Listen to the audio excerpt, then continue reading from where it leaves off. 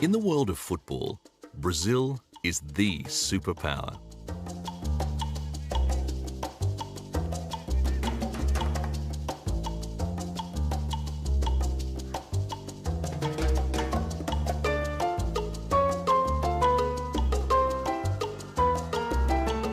Thousands turn out just to watch them train.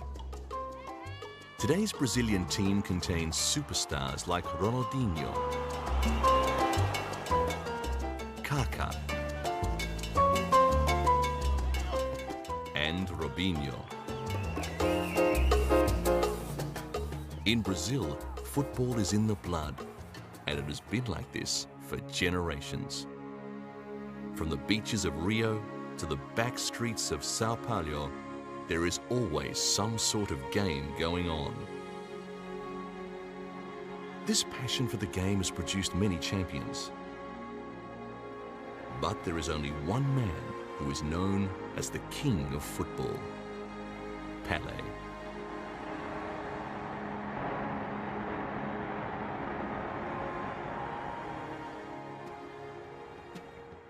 In 1957, in his first full year with Santos, and at the age of 16, Pelé became the Campeonato Paulista's highest scorer. He remained the league's top scorer for 9 consecutive years.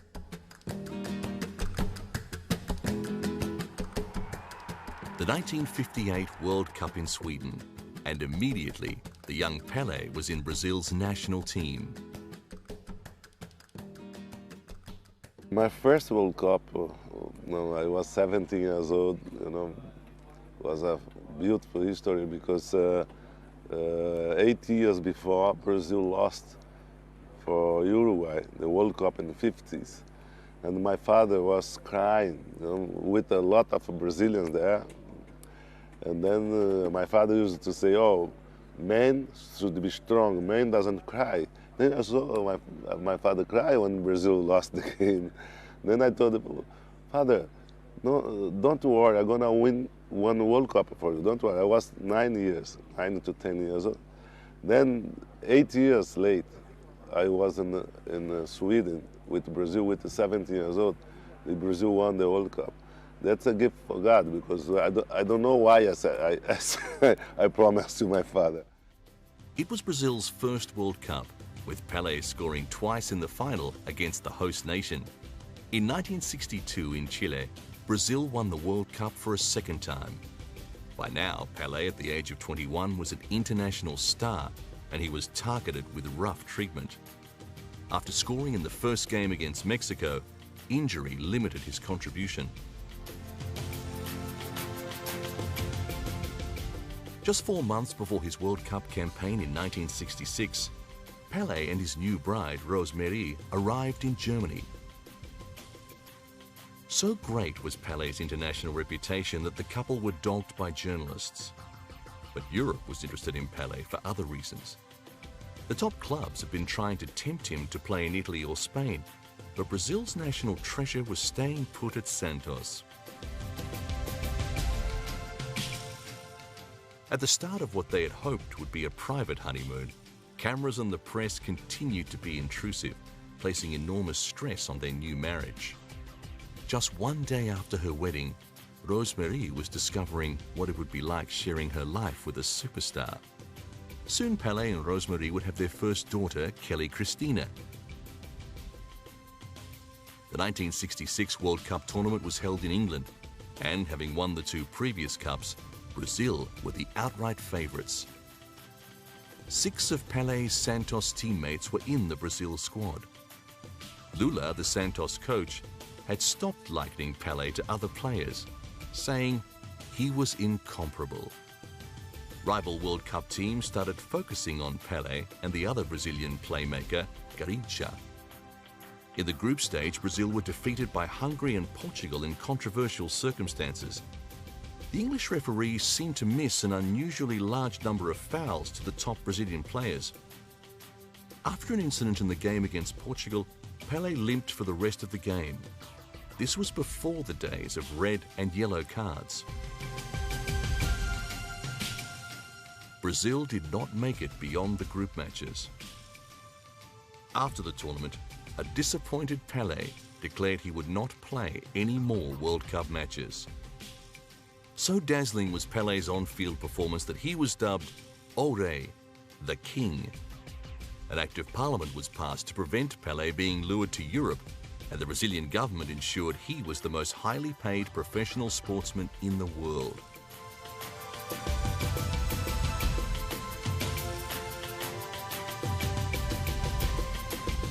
A wax effigy of Pelé was displayed in London, and he found himself moving in exalted circles.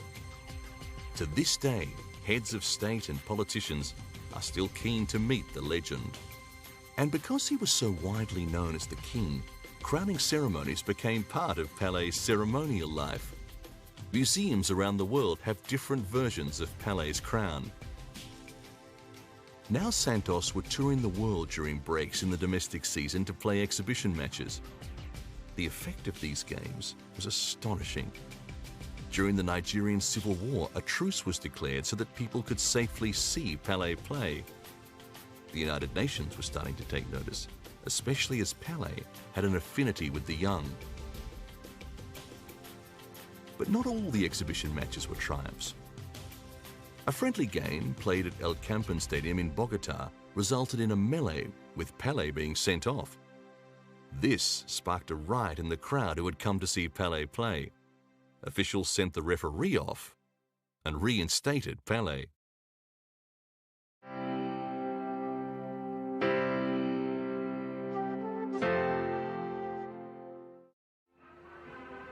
In November 1969, Pelé had scored his 999th goal. And in an away game against Vasco da Gama, the crowd were keen to see the Molissimo, Pelé's 1000th goal.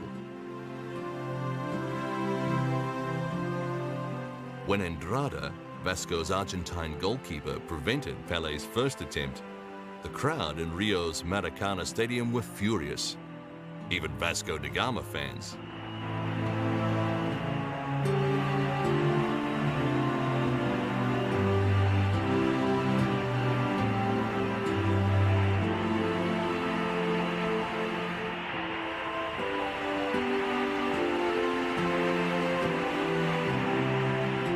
At halftime, Santos were down 1-0, and Pelé remained scoreless.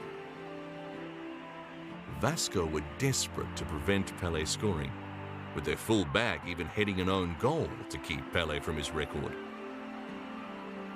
Scores were now level.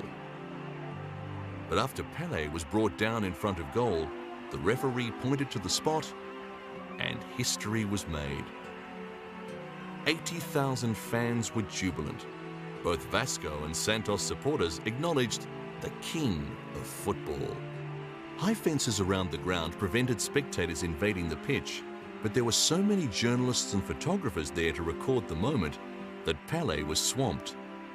Across Brazil, people would remember where they were for the Molissimo. In the second half of 1969, the Brazilian team was back into qualifying matches for the upcoming World Cup. The final match of the South American qualifying round was against Paraguay, in front of a home crowd in the Maracana Stadium. Though Brazil was undefeated in the qualifiers, Paraguay was just one game down, and a loss for the home side would see the two teams on equal points with the need for a playoff match. The crowd of 183,341 remains a world record attendance for a qualifying game. Brazil would be happy with a draw, but Paraguay needed to win to force a deciding extra game. At this time, only 16 teams could make it to the finals tournament. With England as the current cup holders and Mexico as the next host nation, both guaranteed positions, the contenders were playing for only 14 spots. At halftime, neither side had managed to score. As the second half got underway, the light was fading.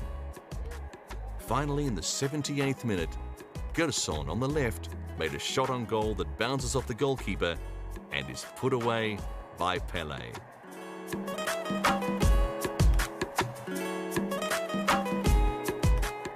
Brazil made it through to yet another World Cup tournament. To this day, it remains the only team to have been at every final series.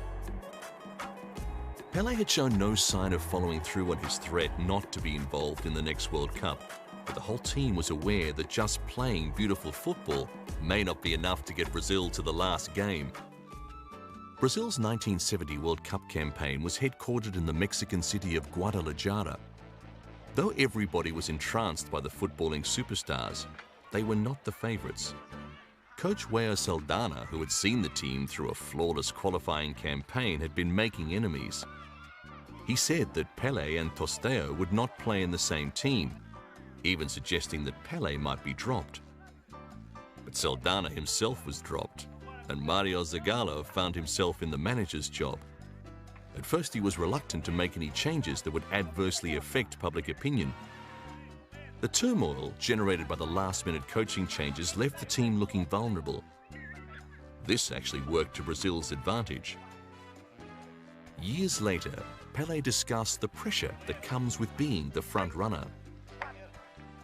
Normally, I don't like to be the favor, because always when the team is the favorite team to everyone, they have a problem. I think if the World Cup was today, Brazil has a big chance to win the World Cup because they have a good team. But to be the favor, I don't feel comfortable because every time in my life where I saw the team come to the World Cup as a favorite team, they lost. Mario Zagallo managed to develop a disciplined team that still left room for individual flair. The world had glimpsed his tactical creativity when, as a player, he changed the role of the midfielder to an attacking player. But it was widely believed that the defence was weak and Brazilians had little faith in the squad's goalkeepers. Playing alongside Pelé was Tostão. He regarded Pelé as a kindred spirit and had an understanding about where he would be. Jairzinho was another attacking player in an attacking team. He had just recovered from a twice broken right leg. Pelé was concerned about avoiding injury. Rough treatment had plagued his two previous World Cups. The tournament in Mexico would use a new system of yellow and red cards to make absolutely clear when a player was warned or sent off. In addition to his on-field and training duties, Pelé was now having to devote time to his young fans. He was good at this. In the month before competition started, Brazil played an unofficial friendly match against a combined team from Guadalajara City. The Brazilians needed to adjust to local conditions. Not only would the competition be held at the peak of summer, but altitude would be a factor. Guadalajara at 1,590 meters and Mexico City at 2,240 meters both presented difficulties for athletic ability. Any game time was valuable for the players to put into practice the guidelines that Mario Zagallo was giving them. Defenders were allowed to come forward if the situation was right. The team was rehearsing ways of transforming to different configurations without becoming vulnerable.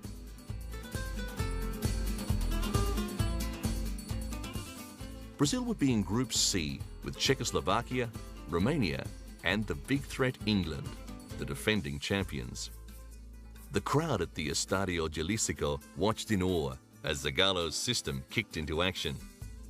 The well-drilled team that still made allowance for players of genius was being watched closely by other World Cup teams too. England, who had a reputation as the best defenders, still felt that although Brazil had a devastating attack, they were fragile at the back. Critics were saying that a team of champions is not necessarily a championship team. Not many believed this, except the nervous audience back home in Brazil. In the end, no one was surprised that Guadalajara City went down to Brazil 3-0, with Ravelino, Clodoaldo and Pelé all scoring goals.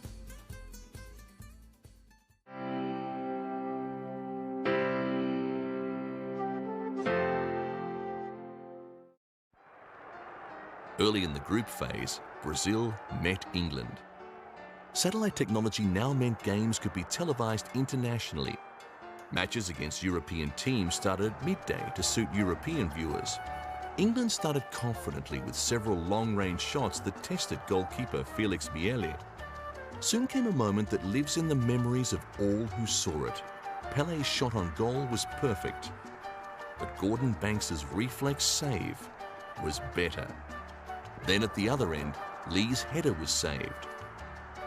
As the game progressed, the temperature rose to 37 degrees.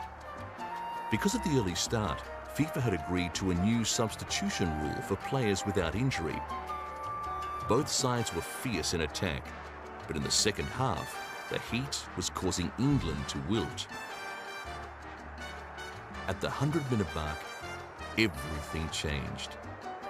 Tostão passed to Pelé, who passed to Jairzinho. Brazil's supporters in the Estadio Jalisco went wild. England had been regarded as their strongest opponent.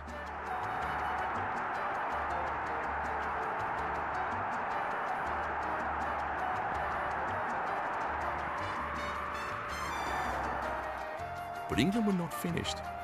Manager Alf Ramsey brought on Astle and Bell for Bobby Charlton and Francis Lee, and the team went all out for the equaliser.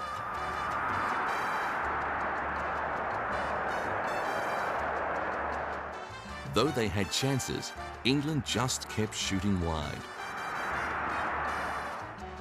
Brazil kept trying for some insurance, but in the end, Jairzinho's goal was the only score. In the final, Brazil dominated against a tired Italy. They triumphed 4-1. Brazil had won the Jules Rimet Trophy for a third time. This was the same trophy won by Uruguay at the first World Cup in 1930. The winner's name was inscribed at the base, and the statuette was held until the next tournament. But the charter stated that any nation winning it 3 times would get to keep it. The prize had spent World War II hidden under a bed, and it had been stolen in England and buried, only to be dug up by a dog named Pickles. The golden statuette of victory would now stay with Brazil forever.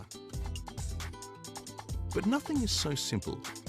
In 1983, the Jules Rimet Trophy was stolen from the Brazilian Football Confederation's headquarters in Rio. Though the thieves were caught, they had melted the trophy down, and the prize that Pelé and his teammates had worked so hard to win was lost forever. On July 18, 1971, Brazil played Yugoslavia in another landmark match. Pelé had announced that he was retiring from the national team, and more than 138,000 packed the Maracana Stadium to see Ori wear the Brazil shirt for one last time. During his long career, Pelé had set many records, but this was different. The outcome of the match was unimportant, though Brazilians assumed that their team would win. Yugoslavia was a worthy opponent. The nation had fielded a World Cup team for the first competition in 1930, and at that time they had performed well in 5 World Cup tournaments.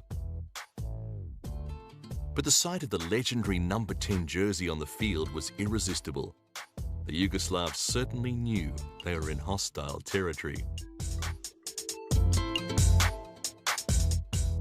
Every time Pelé went near the ball, the crowd went wild.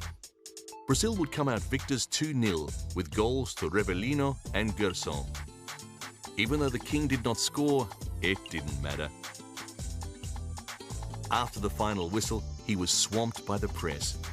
Like so many times before, the crowd had come to see Pelé. He paid tribute to the Maracana with a lap of honor.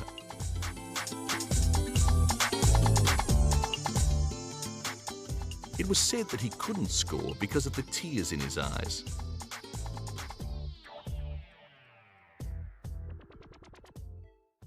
On a television show, Pelé explained why he was retiring from the national team.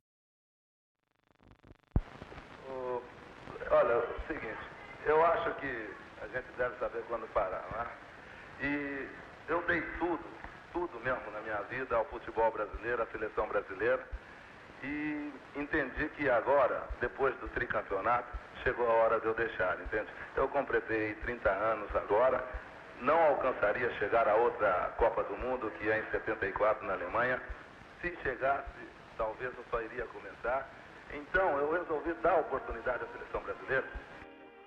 Then viewers got a glimpse of an experiment with a new career path.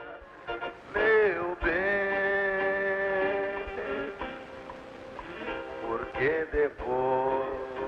porque depois perdão não tem.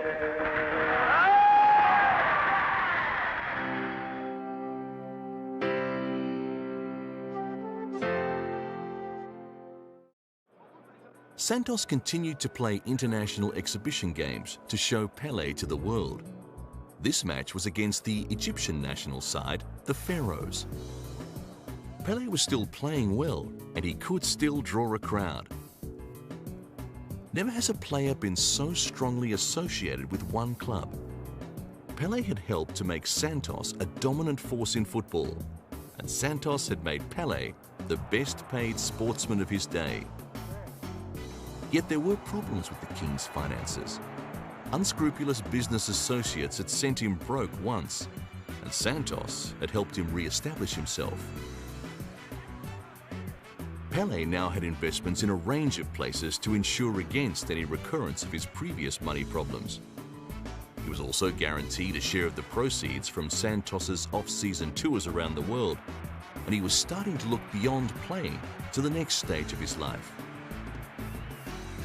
A sportsman's playing career is necessarily short, and Pelé recognised that he was slowing down.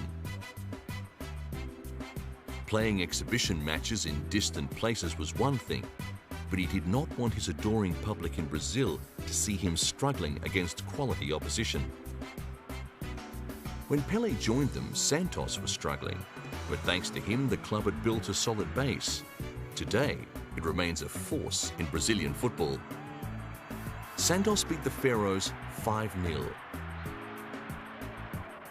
One of Santos's more interesting exhibition games was against the Chicago All-Stars from the newly formed North American Soccer League. The Latino community had turned out in force to see their hero, and he didn't let them down. The game was an eye-opener for all concerned. Though the crowd of 14,000 was small by Brazilian standards, it was beyond anything that the organisers had hoped for, and the rockstar response that Pelé got made Americans sit up and take notice. Head of the NASL was Phil Woosnam, a former West Ham United player. He needed stars like Pelé to lift the profile of soccer in the US, and he made the King a lucrative offer. But Pelé was now looking toward retirement and declined. He would not finish his career playing on AstroTurf. To avoid being mobbed, Pelé was summoned from the field early. Santos won 5-1.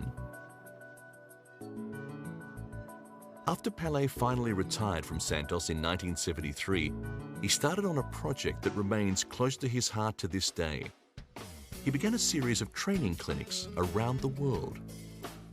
He said, "I want to bring soccer to the countries where it is undeveloped." He was passionate about this, and he knew his fame would attract big numbers. This skills and fitness session at the old Empire Stadium in the Maltese capital Valletta drew not just boys wanting to learn from the master, but there were several camera crews, and the seats were full. This emphasis on fitness had been important to Pelé's success. After receiving injuries early in both the 1962 and 1966 World Cup campaigns, he had to focus on regaining his full capacity via specially tailored exercises. But he understood that front-runners would also get more injuries, many of them not accidental. Being fitter than your opponent meant that you had a better chance of avoiding damaging situations on the field. Though skills work with young players became a theme in Pelé's life, he was about to confront new difficulties that would change his plans. As a minor shareholder in a rubber company, he had signed a document making him responsible for a corporate bank loan that had gone bad. For a second time, Pelé faced bankruptcy. soon he and Rosemary were in New York signing a contract worth $4.5 million to play for the Cosmos in the NASL. This was a huge advance for the game in the US, but the people of Brazil were outraged that their hero had sold out to the Americans. However, Pelé had driven a hard bargain. Cosmos owners Warner Communications, as part of the deal, had agreed to establishing a football school for poor children in the Santos area. By the time the King ran onto the field wearing green and white, it was revealed that he had also insisted on a Brazilian-US program for the exchange of coaching expertise across a range of sports. The New York Cosmos were investing in big names. Germany's Franz Beckenbauer, the Kaiser, was also playing in green and white. Like Santos, New York Cosmos embarked on a series of high-profile exhibition matches. This one was against hard-hitting Italian team Lazio. Pelé's influence was now extending beyond his ability to score goals. He was one of a select few that started lifting the profile of the round ball game in the United States. But most of the players had taken positions at Cosmos late in their careers and soon realized that the standard was not all that good. Team harmony and discipline had fractured, with Brazilians only passing to Pelé and the few American players complaining about the domination of their English teammates. And the NASL was messing with the rules. Americans didn't like seeing drawn matches, so if a game was still even after extra time, one player starting from the 35-yard line would dribble toward goal in an attempt to beat the goalkeeper. For his first 2 seasons at the New York Cosmos, Pelé, though he was bringing fans through the turnstiles, was not able to make much of an impression on his new team's standings. Other teams in the North American League were reluctant to follow the Eastern club's lead and spend so lavishly on fading stars. Infighting within the team continued. It was as though the Cosmos was a team shaped by accountants, not by a strong and visionary coach. Pelé's enthusiasm dwindled, and he began fulfilling only the bare necessities of his contract. He was losing condition, and it looked as though his final year with New York would end in disgrace. But halfway through the season, a very sudden change of coach brought quick results. The match against Lazio was typical of Pelé's time with the Cosmos. Their games were well attended, with the Giant Stadium regularly seeing crowds of 40,000, but results were patchy. They lost to Lazio 3-2, and little was done to achieve long-term support for the game in the United States. With Pelé's playing days coming to an end, the Cosmos organized a tour so the world could say farewell to the king of football. I feel very, very, very sorry because I love soccer. And it's like a part of my life I lost. But it's very important when you stop in good shape, when you can't stop in good shape. Of course, I'm gonna miss a lot. I'm gonna be around. I'm gonna stay in a nice state. I asked to the coach if I can practice with the teammates sometimes. But it's important you stop when you are in a good position, in the top of your career. I know I'm gonna miss, no doubt about it. Are you gonna go back to Brazil? Yes, October I'm back to Brazil, and gonna do things there. And then maybe in the season, I stay 2 months, 2 months and a half, 3 months with the team at the Cosmos because I want to see games, to be around. After Tokyo, the New York Cosmos continued on to Calcutta, where they would meet Mohun Bagan, Asia's oldest football club. The reception at the airport was overwhelming. Everyone knew that Pelé was popular, but this was something different. It was clear that he had become a global brand. Other players like Giorgio Chinaglia were ignored. Chinaglia would go on to become the Cosmos' most prolific scorer. Defender Brian Rowan was also bemused with the media response his teammate was being subjected to. The match against Mohun Bagan in front of 100,000 people was a 2-2 draw, but the result was not important. People just wanted to see Pelé play, and increasingly just to see Pelé. He was accustomed to the media glare, and his easy, polite manner endeared him to the public. Always when they come in another country, foreign country, I try to make the people happy, because I know everybody is the same in life, you know? Then I love the people love me. But this was the end of his playing career, and he was uncertain about what to do next.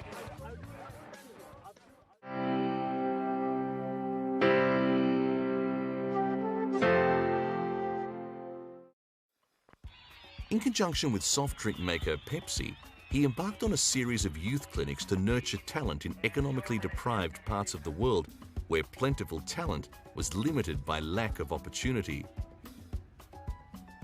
He had no interest in a coaching role, yet he wanted to stay close to the game. He had been a generous contributor to children's charities, and this type of work allowed him to combine his humanitarian concerns with his passion for football. Although Pelé still described himself as a simple country boy, others saw him very differently. Just after his retirement from football, Brazil's ambassador to the United Nations said of Pelé, "He spent 22 years playing soccer, and in that time he has done more for goodwill and friendship than all of the ambassadors ever appointed." Though he had re-established his financial security, he could not forget his humble origins, and was keen to help young people find a way out of poverty. Here in Kenya, football had huge grassroots popularity, and although the athletic ability of the young players showed great potential, none were making the jump to international teams. Pelé had influenced young people's attitude to the game in Brazil, and he was working to have players from developing countries take on a similar role. This became a media quest to find the next Pelé. And to this day, talented young footballers are burdened with the epithet, the new Pelé. But for Pelé, these types of football clinics were about more than just improving skills. He believed to be a good player, you had to be a good person. These training exercises should also build character.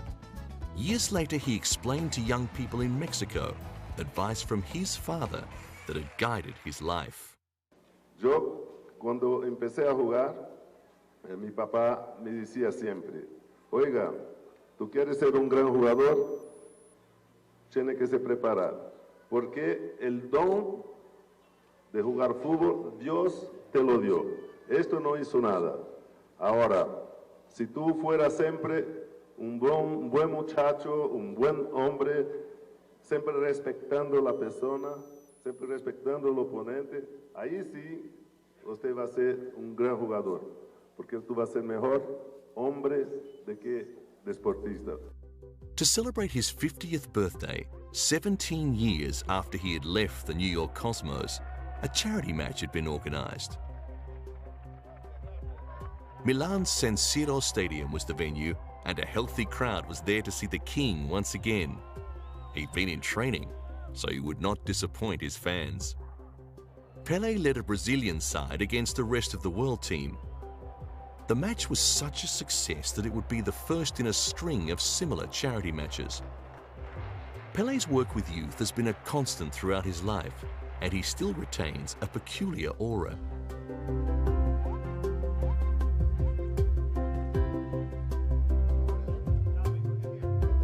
Even though these players were born long after his on-field career ended, they still know what he achieved and hold him in high regard.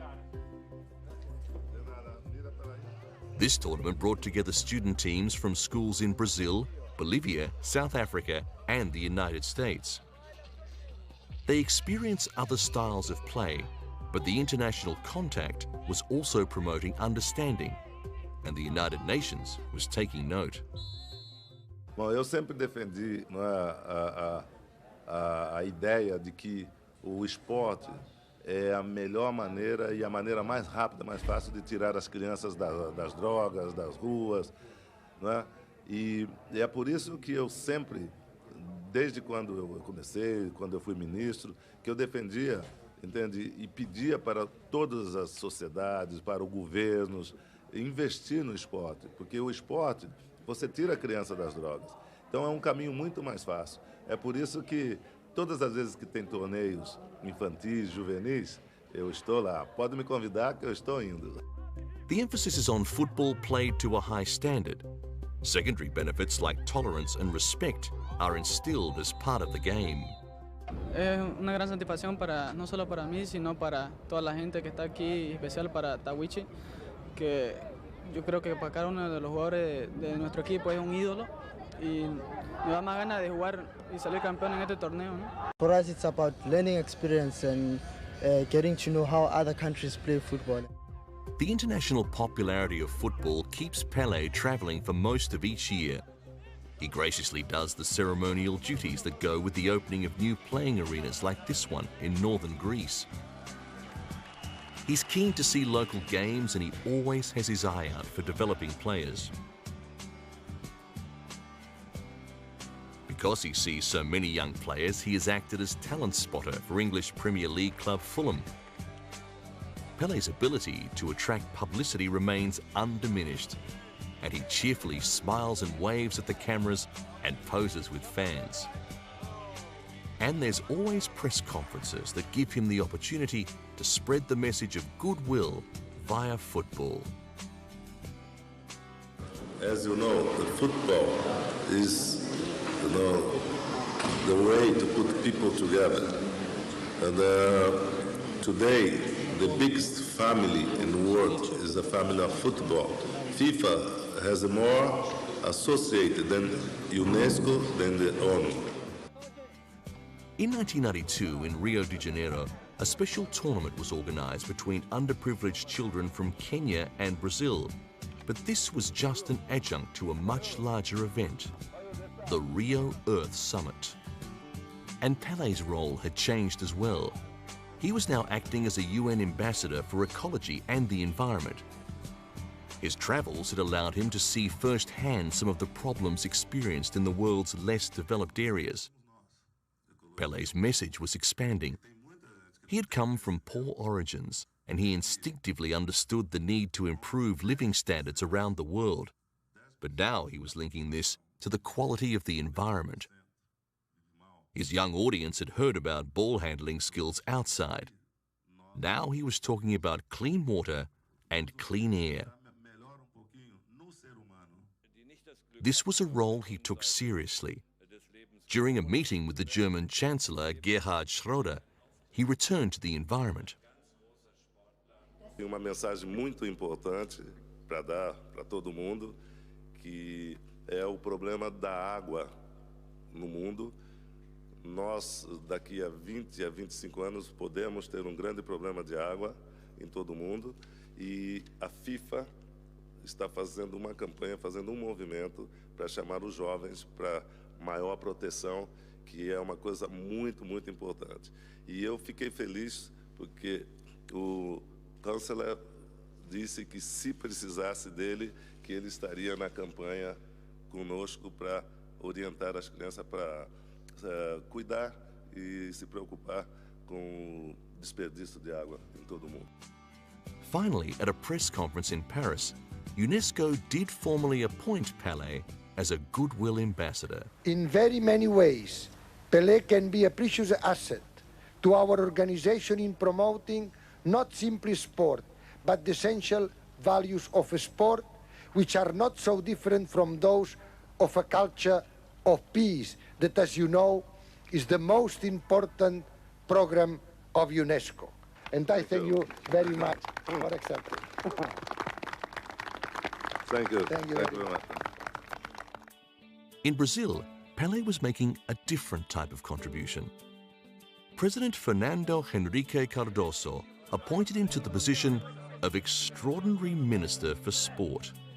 He used this position to curb corrupt practices in Brazilian football administration, introducing legislation that became known as the Pelé Law.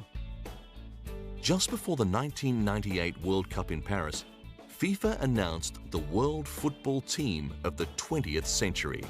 Present to receive the honour were Carlos Alberto, the captain of Brazil's 1970 World Cup team, Nilton Santos, defender in 3 Brazilian World Cup sides. Alfredo Di Stefano from Argentina. He played for River Plate and Real Madrid before a successful coaching career. And of course, Pelé, still regarded as the best ever. Other players nominated included Johan Cruyff, Franz Beckenbauer, Diego Maradona, and Michael Platini. After the ceremonies, Pelé was keen to air his ideas about the future of the game. What I fight, what I look, is to the players participate more. What we like is a more democracy. I think Mr. Blatter knows that. Everybody wants to change. I think they're going to change. All right.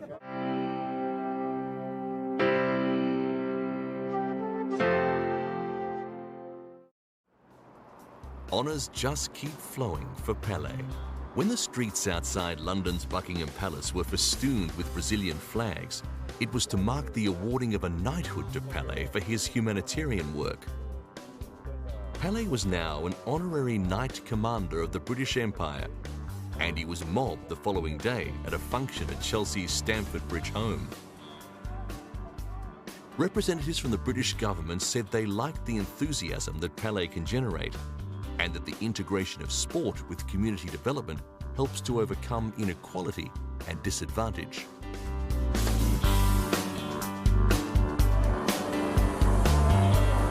There is one team of young players that Pelé watches very closely: Brazil. During the lead-up to significant tournaments when Brazil are preparing, Pelé is usually there. Naturally, he loves Brazil and he keeps an eye on players' form, understanding who they will be up against in opposing teams. But sometimes he's called on as a mentor. Ronaldo's career bears similarities to Pelé's. He burst onto the scene at just 17 and went on to World Cup glory. And, like Pelé, he suffered serious injury. He ruptured a tendon in his right knee during a match with his Italian side, Inter Milan.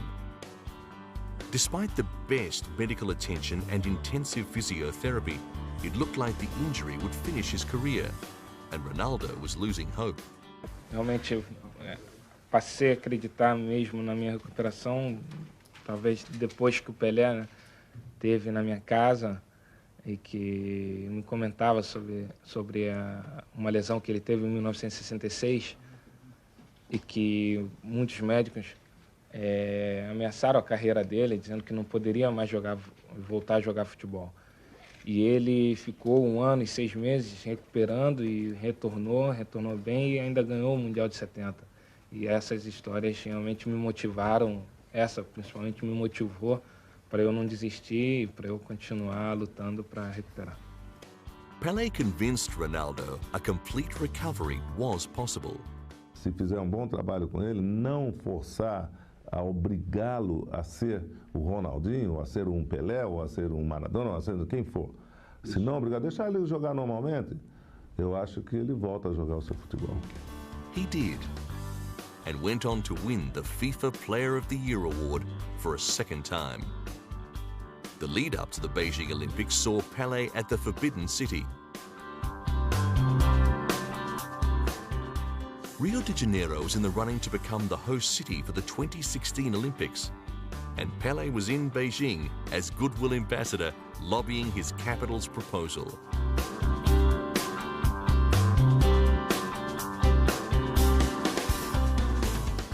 It's a big responsibility for me to represent all the players, all the sports players in the world, and to be here to congratulate those heroes, those boys, and congratulate also the big success from the Olympics here. This means a lot for me. And then I take this opportunity to ask to you, Rio de Janeiro waits you for 2016. The International Olympic Committee had shortlisted Rio along with Chicago, Madrid, and Tokyo. Because the Summer Games had never been held in South America, people believed it was Rio's turn, but the city was leaving nothing to chance. Pelé was the Rio proposal's secret weapon. Para meus amigos brasileiros, é uma responsabilidade muito grande estar aqui representando o nosso Brasil, lutando para conseguir a Olimpíada para o Rio de Janeiro, se Deus quiser, não só para o Rio de Janeiro, para o Brasil, mas para toda a América do Sul. Se Deus quiser, nós vamos conseguir. Começamos com a luta aqui e vamos seguir em frente. E eu fico feliz porque vocês veem que ainda o povo todo me respeita depois de todo o tempo que eu parei de jogar futebol. E eu espero não decepcionar. E se Deus quiser, nós vamos chegar lá. Obrigado. At another press conference during the Beijing Games, Pelé was back with a team and a slick presentation. Rio had tried for the Games in 1936, in 2004 and in 2012. And there was a feeling of inevitability building around this proposal. Having recently hosted the Pan American Games, Rio already had much of the sporting infrastructure in place, and the country's rapidly expanding economy meant that an Olympic budget was well within reach.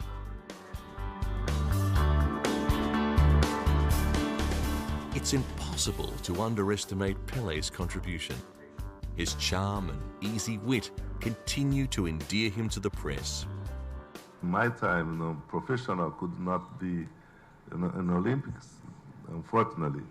And with the respect of all the Brazilian, if I was there, Brazil will have the medal. These days, presidents and prime ministers are happy to be seen with the man that retains the aura of the most skilled football player ever. His standing continues to grow through the responsible use of his popularity to advance concerns about underprivileged children and the environment. Rio de Janeiro won the 2016 Olympic bid, and Brazil will also be hosting the 2014 World Cup. This man, the king of football, will continue to remain at the heart of world sport. 1,280 goals, 3 World Cups, top goal scorer in the Campeonato Paulista 11 times, 9 in consecutive years, 31 team trophies, FIFA World Cup Golden Ball, and the best player who has ever played the beautiful game.